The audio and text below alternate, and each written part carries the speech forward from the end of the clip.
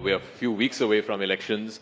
What do we ask the foreign minister? Is foreign policy top of mind of people during elections? You would think that more tangible things like homes and toilets, etc., are the things that people are more concerned about during election time. But funnily enough, Minister, in the News18 opinion poll that we had last week, one of the things that people said, one of the reasons why they will vote for Modi is because Modi ne desh ka naam roshan kiya hai.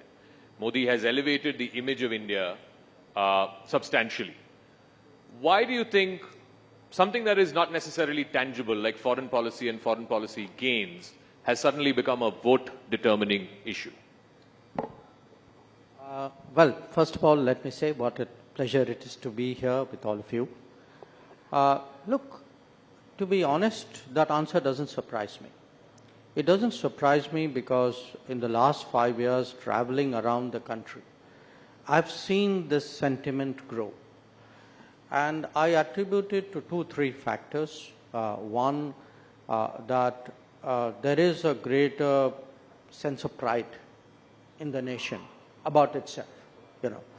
And also, as people's basic necessities are being met, they are also looking at many more things, you know.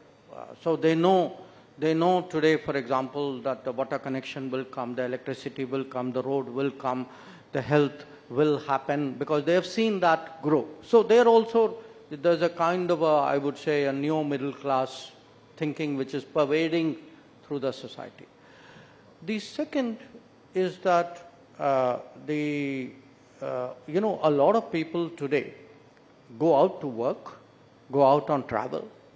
They are tourists of various kinds. Something abroad in some way affects their livelihood. So the connection between being treated well abroad, being looked at well abroad, and their existence is also stronger. I would say the third factor would be, to me, the G20. The G20. You know, G20 actually ended up our initial concern, and Amitabh is here. Initial concern was how do we get it out of Delhi? But we actually ended up with the entire country owning the G20.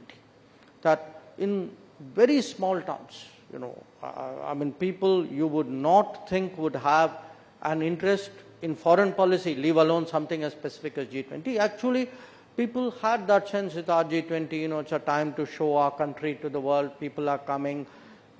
So I think G20's had a great sense of connection. And finally, in a very peculiar way, COVID.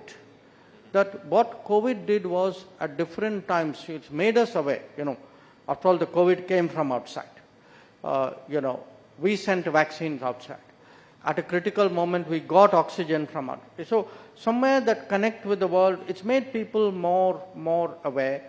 Then it's technology. You know, you have the world in the palm of your phone. So I do want to ask you about the G20 part, because we have seen instances in the past where major sporting events have transformed the image of a nation, whether it is the Barcelona Olympics, the Beijing Olympics, and so on. But the G20, you know, the uncharitable way of putting it is it's a talk shop.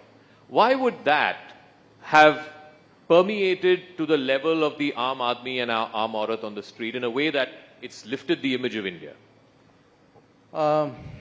Partly, as I said, physically, because it was done in 60 cities and towns. And mind you, other than those 60 places where something happened, people went out maybe to another 60 or 100 places more. So if you actually said in terms of locations, I would say maybe 120 to 150 locations in some way or the other saw G20. And we ran G20 actually like an Andolan, you know, like a Jan Bhagidari. So I mean, look, I've been doing G20 for 10 years now. This is the only G20 where you went to a place, you had a meeting, but there's a university running a event on a G20. There were a bunch of NGOs who were doing something on a G20. The population was out there displaying their culture. So it had a a flair and a impact which was very, very different. So the second is, to be very honest, I don't think people expected us to succeed. Really? Yeah, I mean, look, we went through, saw the Indonesian presidency, the kind of pressures they were in. Every meeting was blocked by a single issue. And then finally, okay, we patched something together at the summit. All of us helped out because that's the way it is. Now, in our case, I think we took, frankly, much less defensive strategy. We said, look, every meeting, if there's a finance meeting, we will get a finance outcome. If you've got other issues, I'll put an asterisk and put it on the side, but you are not going to block that finance outcome. So what we did was, we piled up the stakes, outcome after outcome. So you said it's a talk shop. Yes, you are right, but even talk shops make a difference.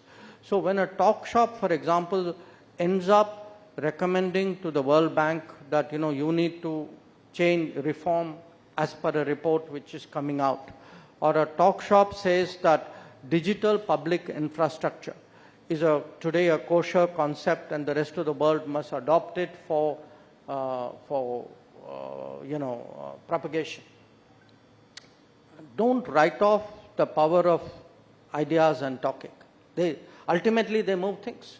And I would say, if you look at one thing which has gone very badly wrong with the world, which is that COVID, the impact of COVID has really set back development, SDG targets in the world.